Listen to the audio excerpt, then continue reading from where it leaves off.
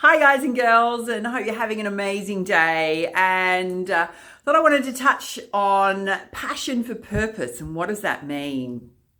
And I was kind of reading about this the other day, and it's something that's really dear to my heart. And basically what it means is that within each of us, we're totally unique, and we come with different gifts and abilities, and some of them we've mastered over many past lives and many experiences in this lifetime to be who we are. And really it's about tapping into our inner child, and our inner child is our source of creativity, our innovation. It is that freedom to create whatever it is that you want to create. But it's also recognizing that within each of us, we're totally uniquely different, and we were put on this earth for a purpose.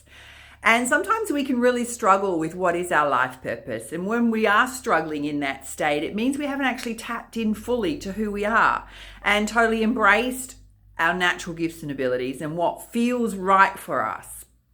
And there's a number of reasons for that. Certainly there's a lot of societal pressure to do the norm, to do a safe, steady job. And, that can be confusing in itself in where to apply yourself and what, fires you up a bit. And sometimes you're just looking at it from a monetary point of view and how much you're going to earn from that job.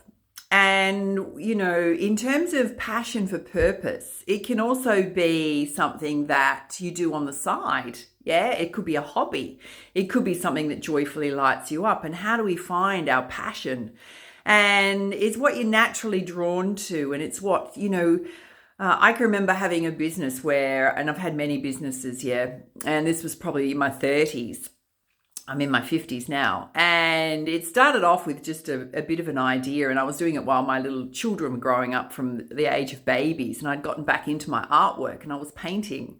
And, I took an idea and I ended up doing a lot of crafty kind of stuff with my own artwork for gift shops, and I also did it for building companies. They used to give a big gift basket of my goodies to people when they built a house, But in terms of the process of what was going on there is I was totally in flow, and I could paint for hours, and I loved every minute of it, and there'd be sometimes when I started getting like so many orders, because the problem with doing that kind of stuff, right, is you hit a tipping point where you can't physically do it anymore. I remember painting at 3:00 in the morning, being quite tired, right? But still just totally in flow. And my energy was so in sync. And there's many other times since then where I've done creative things that have really fired me up. I had a global jewelry business, and I started that with an idea. Nobody would hire me. I'd gone and thought I'd do the sensible thing and study HR, and I studied HR for a year. And then nobody would hire me because I was overqualified in other areas for an entry-level job. And I'm like, you're going to be kidding me. And, I tried for a whole year to get a job in that, and it just didn't work. And I was like, oh my God.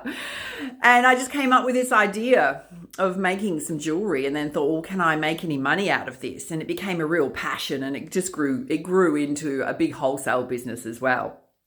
So don't ever discount your ideas and how far you can take them. And if we come back to that sense of what is passion for purpose, it's not copying what somebody else is doing. And if you're trying to do that, it comes across as very inauthentic, and you're never going to hit your mark because you're not going to feel believable to the people you're trying to tap into and reach.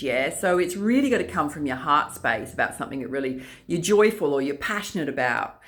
And it's something that you'll know that you could easily do for hours because you love the process of it, and you get lost in the flow of that process because that you've tapped into your creative side and you've tapped into something that you truly love doing.